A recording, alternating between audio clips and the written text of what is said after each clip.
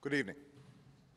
Tonight, I can report to the American people and to the world that the United States has conducted an operation that killed Osama bin Laden, the leader of al-Qaeda, and a terrorist who's responsible for the murder of thousands of innocent men, women, and children.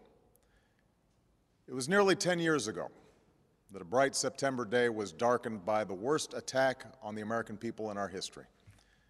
The images of 9/11 are seared into our national memory.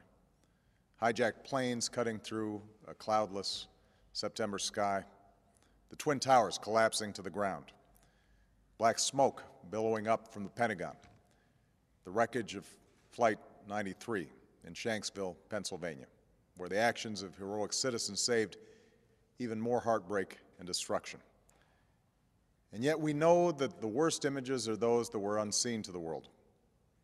The empty seat at the dinner table, children who were forced to grow up without their mother or their father, parents who would never know the feeling of their child's embrace, nearly 3,000 citizens taken from us, leaving a gaping hole in our hearts.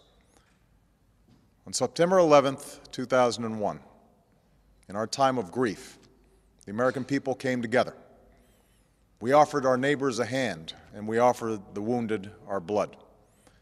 We reaffirmed our ties to each other and our love of community and country. On that day, no matter where we came from, what God we prayed to, or what race or ethnicity we were united as one American family.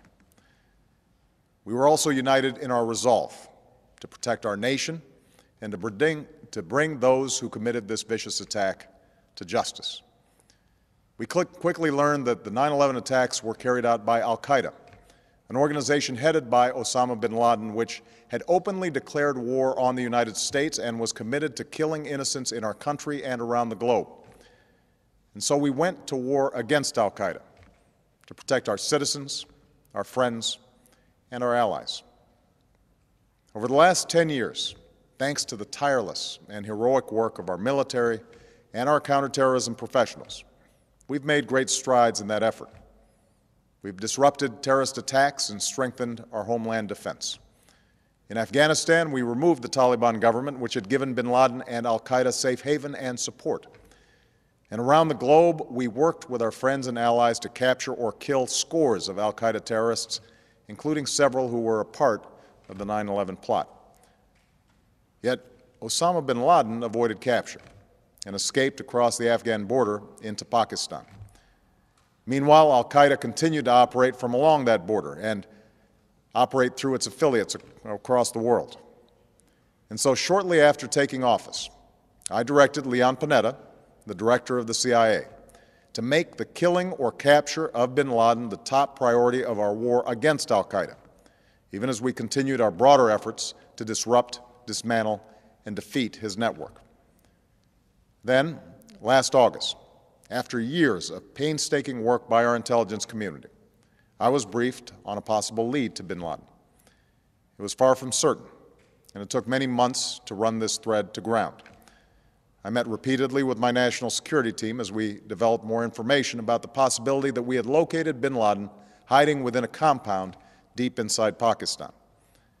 And finally, last week, I determined that we had enough intelligence to take action and authorized an operation to get Osama bin Laden and bring him to justice. Today, at my direction, the United States launched a targeted operation against that compound in Abbottabad, Pakistan. A small team of Americans carried out the operation with extraordinary courage and capability. No Americans were harmed. They took care to avoid civilian casualties. After a firefight, they killed Osama bin Laden and took custody of his body. For over 2 decades, bin Laden has been al-Qaeda's leader and symbol, and has continued to plot attacks against our country and our friends and allies. The death of bin Laden marks the most significant achievement to date in our nation's effort to defeat al-Qaeda. Yet his death does not mark the end of our effort. There is no doubt that al-Qaeda will continue to pursue attacks against us. We must and we will remain vigilant at home and abroad. As we do, we must also reaffirm that the United States is not and never will be at war with Islam. I've made clear, just as President Bush did shortly after 9/11, that our war is not against Islam. Bin Laden was not a Muslim leader. He was a mass murderer of Muslims. Indeed, al-Qaeda has slaughtered scores of Muslims in many countries, including our own. So his demise should be welcomed by all who believe in peace and human dignity. Over the years, I've repeatedly made clear that we would take action within Pakistan if we knew where bin Laden was. That is what we've done. But it's important to note that our counterterrorism cooperation with Pakistan helped lead us to bin Laden and the compound where he was hiding. Indeed, bin Laden had declared war against Pakistan as well and ordered attacks against the Pakistani people. Tonight, I called President Zardari, and my team has also spoken with their Pakistani counterparts. They agree that this is a good and historic day for both of our nations. And going forward, it is essential that Pakistan continue to join us in the fight against al-Qaeda and its affiliates. The American people did not choose this fight. It came to our shores and started with the senseless slaughter of our citizens. After nearly 10 years of service, struggle, and sacrifice, we know well the costs of war.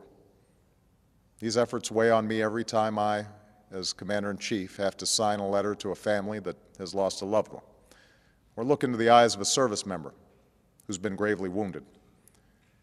So Americans understand the costs of war. Yet, as a country, we will never tolerate our security being threatened, nor stand idly by when our people have been killed. We will be relentless in defense of our citizens and our friends and allies. We will be true to the values that make us who we are. And on nights like this one, we can say to those families who have lost loved ones to al-Qaeda's terror, justice has been done. Tonight, we give thanks to the countless intelligence and counterterrorism professionals who've worked tirelessly to achieve this outcome. The American people do not see their work nor know their names, but tonight they feel the satisfaction of their work and the result of their pursuit of justice. We give thanks for the men who carried out this operation, for they exemplify the professionalism, patriotism, and unparalleled courage of those who serve our country. And they are part of a generation that has borne the heaviest share of the burden since that September day.